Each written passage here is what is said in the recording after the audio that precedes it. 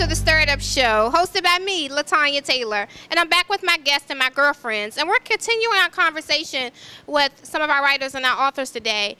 I want to quickly go to, there was something on my mind right before we went to break. I know we were talking about, how do we get, the public and, more, and the audience is more involved in reading more. But I had a thought that came to me. I'm sorry, I almost lost my thought. What do you think about, other authors and writers that's out there? Is there anybody that inspired you guys, one? And two, I want to talk a little bit about what will you share with those others out there that are inspired writers? I mean, I know Yolanda Holmes has been writing for a long time, and one of the things we used to always talk about, okay, what we got to do to get you started? I used to be like, Dee Dee, what do we need to do? I'm calling her Dee Dee for my sake, but definitely she's Yolanda Holmes. What do we need to do to get you started? I was willing to do anything. Do we need more money? What do we need to do? But I'm sure there are a lot of people out there on the other side that are trying to figure this thing out too as well. So I think we got a lot of different dynamics here. But those are two things that was on my points. I want to make sure we have some conversations about those before we wrap up our show. Okay, so the first question was who inspires me? Oh gosh, lots of writers, probably too many to name, but of course Maya Angelou, everybody knows her. Yeah. And then there's a writer, J. California Cooper, that I really like her work. And I don't know, John Grisham, believe it or not, just anybody, anytime I read a good book and I finish it, I'm like, oh, I can do that. That's kind of where I was before I was writing, like, that was really good, I think I can do that. And then as far as what will get people started, for me, I remember it was after I had my second child, my son. He's now 9 years old, and he was about 9 months old. And I had been like, I heard you say earlier, saying, I'm going to write this book, I'm going to write this book. So I had been saying off and on, I'm going to write this book, I'm going to write this book. And I remember one morning, it was about 3 a.m., and he was asleep. And I'm like, why am I awake and he's asleep? And it was just like something woke me up. And for me, I think it was God. And it was just this thing that came over me that said, you don't want to be 85 years old someday trying to tell your great-grandkids to live their dreams, do what you want to do. And I have to look back and realize that I didn't do it. And so something about that thought just really shook me up. And literally the next day, I set my alarm clock for 4 a.m. and I would write from like 4 to 6 a.m. 3 times a week. So I guess I would just say, think about, when you're 85, or think about what you don't want to have regrets about, and then do whatever you need to do to motivate yourself. Okay. Like she said, there's so many authors out there. Maya Angelou, Toni Morrison, two from Richmond, Nikki Turner, and another girl named Seven. I mean, it's so many facets. I just love reading. So I touch on every author. What inspires me to write? Believe it or not, I write at work. All the time. All the time. That's when I get my most, for some reason, I get my inspiration at work. Mm-hmm. When I'm at home, nothing inspires me until I'm at work. Mm-hmm. So the way I start, I just start with the title first for myself, personally. Then I start developing the characters, and I just work from there. I mean, just go for it. I mean, if you want it, do it. Nothing should be able to stop you. Somebody's going to read your stuff. The reason I want to write is I want something for my kids to look back on and say, oh, my mom did write this. Yeah. Mm-hmm. She followed through on what she said she was going to do for once. So. Yeah. Well, who inspired me? Donald Goins. Yeah. The king of urban literature.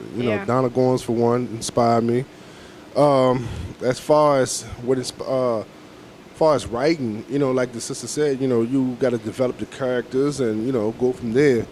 But over a period of time, as you develop your characters, you begin to, get more motivated and go on, find different topics or whatnot, So what do you do once your book is written? You've written all this stuff down I'm assuming you type it on computers now, or typewriters or whatever you're doing. I don't know if there's a lot of handwritten stuff going on. What's next? What do you do next? Okay, now you got all this great information on paper or in the computer. What do you do with all of this? What's the next step in the process? For those out there that are just beginning that journey, what do you do next? I guess I would say you start over again. You kind of look at it because that's your first draft, and you want to read through the whole thing and revise it and make it better. And then I always advise aspiring writers to go to writers' conferences, because you can get the Writers Market Guide, which I do recommend everybody get. It's a book called The Writers Market, and every year it comes out. So it'll be Writers Market 2010. and it lists agents and publishers, but there's nothing like having a personal connection. So I always advise, if you find a particular agent you like or a publisher, then you start doing your research on Google or whatever, Okay. and find out what conferences they're speaking at or where are they going to be, where you can make a personal connection. And that's always the best way, because it moves you to the top of the pile. They get like thousands of submissions a week. So you don't want to just be in that pile. You want to be able to say in your query letter, I met you so-and-so at so-and-so, and you had, recommended that I send this to you. So that definitely moves you up So in the you have to pile. find a publisher. Well, you don't necessarily have to find one, but you definitely want to research, because my publisher's not going to publish Urban Lit, and the Urban Lit publisher is not going to be interested Right, in okay. non-inspirational. So you want to make sure you're not wasting your time going to the wrong places. So he wouldn't probably go to the same conferences I would go to. So Got you it. just want to make sure you're targeting the right people. Interesting. Facebook, the submission letter and stuff. Right, Okay. right. And sometimes at the conferences, you actually get to show them your manuscript, and they might say, okay, I really like this, send me the rest of it. So it just opens a door. Wow. Woo! Didn't So know you that. Thank definitely you. got to take advantage of all of those opportunities and really getting out there and putting yourself out there too as well, so that somebody can do that for you. That's interesting. Did you any of you have you guys been able to leverage any local writers right here in our market that have been helpful for you in going toward this journey? Anybody else? I want to do all the talking. Well, for me, Nikki Turner, she had something that was good on her website once, telling Okay. you exactly how What to to start do. the story and Okay. stuff. But other than that, that's the only thing I found. Just your own research and going about and figuring it out. What about you, Wendell? Well, I've tried to reach out to certain local authors, to deaf ears. So, kind of like go to do your own thing, because, I guess, when people get to a certain level, they It's hard. got tunnel vision. They don't have no peripheral or see the small person trying to come up, Yeah. Yeah. Anything else? Trying to get people to help you. Yeah. People that have already Yeah. you know, come back and help you. And I guess from my perspective, it's like that, once you kind of get that first one out there, then you constantly have the contracts, or you're speaking, or you're doing so-and-so. So sometimes it's like you're on this train, and you're like, oh my goodness, how do I fit it all in? And so I know in Richmond, there's a conference every October at the Library of Virginia. It's called the James River Writers Conference. So people can Google that. That's one local one. There's one in D.C. in August. I think that was actually faith-based, National Christian Writers Conference. But Okay. I would say look at the conferences again, because that's where you're gonna meet Nikki Turner one-on-one, and then it's more likely when you email her, she remembers. She'll meeting remember you, who you are, that type of and you can thing. put a face. Yeah. Good stuff. It is good. But let me just say this, because I read your first book, Speak to My Heart, and I found it it was good. So I was on an airplane and I started reading it, and I had the book for like a month before I actually picked it up. And once I read it, I had to finish reading. I was reading it going through the airport, reading it on the airplane, reading it coming off the airplane. So it was really good. Now, so I look forward to reading more. Thank you. I will get with you after the show. Yolanda, it's hard to call you Yolanda, but I definitely look forward to your books when they come out. The kids, we have kids, so we make sure the kids read the kids' books, and I'll read the others.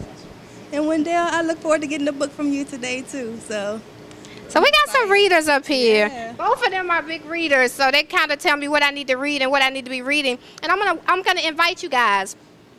Before we close out the show, I'm going to start implementing some reading sessions when school reopens. You guys are going to not just see Startup, but I'm going to invite all of you and many others. We're going to start going into some of the elementary schools, and we want to make sure that our kids are reading. For me, Startup is all about the community, and it's all about making a difference. And one of the things that I'm already working on the projects, that when school opens up, we're going to have it's either going to be a book of the month for the different school systems, or whatever that's going to look like. It's in progress. And I'm going to invite all of you to come read to some of our kids. We have to begin to instill this in them early. Literacy, to me, is more important probably than any of the other majors and studies that the kids could have in school. Because if they can't read, they're not going to be able to fill out an application. They're not going to be able to go on a computer computer, they're not going to be able to do almost anything. So we have to figure out a way how we continue to push this forward. So I'm going to welcome all of you. So look for an invitation from me. We got a lot of great things going on with the Stir It Up Show. So I hope you found this show to be very interesting for you if you're an inspiring writer, author, or you part of a book club. You know, definitely make sure that you stay tuned to the Stir It Up Show. On our next summer season, we'll have some new authors and writers that'll come join our show. We want to continue to keep you informed of what's going on in your communities. I want to thank all of my guests, and I want to thank my girlfriends for joining me and co-hosting the show today. Thank you for being part of the Stir It Up Show. Good night.